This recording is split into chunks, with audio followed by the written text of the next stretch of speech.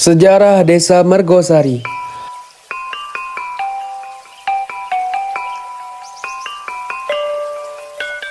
Alkisah, pada zaman dahulu kala, datanglah 9 orang kiai yang soleh, berwibawa dan memiliki karisma serta kesaktian yang luar biasa. Mereka berasal dari berbagai daerah di tanah Jawa.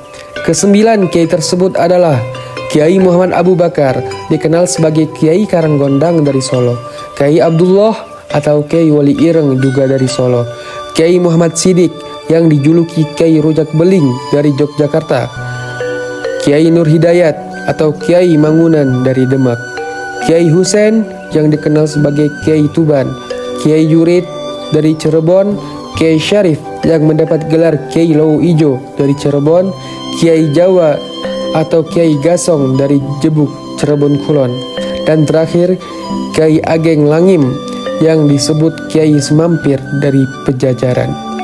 Mereka datang di sebuah wilayah yang masih dipenuhi hutan dan lahan kosong.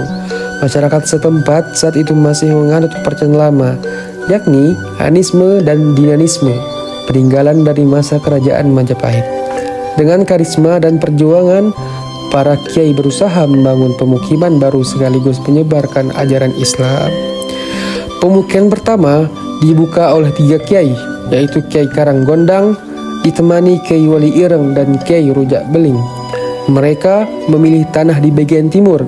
Pada hari Kamis Manis dilakukan doa selamatan dengan tumpeng nasi kuning dan ayam kelau. Tempat itu kemudian dikenal dengan nama Dukuh Gondang. Kiai Karanggondang dikenal memiliki kuda berwarna kelau bernama Kiai Dadung Auk serta kesaktian jazab yang disebut Topo Broto Sajeroning Bumi. Selanjutnya, Kiai Nur Hidayat atau Kiai Mangunan membuka pemukiman di bagian tengah bersama Kiai Tuban dan Kiai Jurid. Pada hari Jumat Manis, mereka mengadakan doa selamatan dengan ingkung ayam berbulu hijau dan tumpeng nasi tulak berlapis putih dan hitam. Lahan itu diberi nama timbang. Kiai Mangunan terkenal ahli mujahadah dan sering bertapa di dalam air sungai atau disebut tapa jroning banyu. Beliau memiliki kuda hitam bernama Kiai Pelongko Seto. Pemukiman berikutnya dipimpin oleh Kiai Syarif, ditemani Kiai Gasong dan Kiai Semampir. Mereka membuka lahan di bagian barat pada hari Senin Manis dengan doa selamatan menggunakan ayam putih dan nasi rangrang.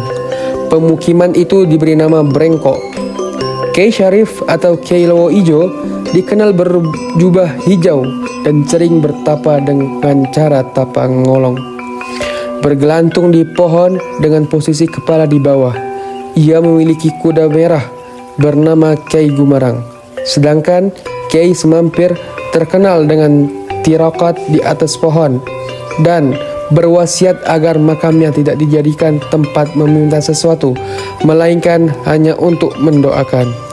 Seiring waktu, ketiga pemukiman itu berkembang menjadi dukuh-dukuh besar, Dukuh Gondang, Dukuh Timbang, dan Dukuh Brengkok. Dari ketiganya, nama Brengkok kemudian dipilih menjadi nama desa. Untuk menjaga persatuan, para kiai mengadakan musyawarah guna memilih pemimpin. Awalnya, masyarakat menunjuk Kiai Lowo Ijo, namun beliau menolak. Atas usul Kiai Tuban, akhirnya dilakukan undian. Hasil undian menetapkan Kiai Karanggondang sebagai pemimpin dengan wakilnya Kiai Mangunan. Tempat undian itu kemudian disebut Tanah Mainan yang juga menjadi lokasi latihan kesaktian atau gegladah para kiai. Dalam salah satu gegladah, Kiai Gasong menunjukkan kesaktiannya dengan mematahkan linggis besi hanya dengan tangan. Sebagian patahan dilempar ke utara hingga tanahnya retak, disebut lemah tugel. Sementara sisa besi dikunyah hingga hancur, lalu disemburkan ke tanah hingga memancarkan sumber air yang kemudian menjadi aliran Kali Manyoan. Demikianlah kisah asal-usul desa Brengkok dan perjuangan 9 kiai yang penuh karisma. Lahir pemukiman baru yang menjadi pusat perkembangan masyarakat. Berkat mereka, ajaran Islam menyebar, adat istiadat baru terbentuk, dan hingga kini nama Brengkok tetap abadi sebagai jejak sejarah perjuangan para kiai di tanah ini.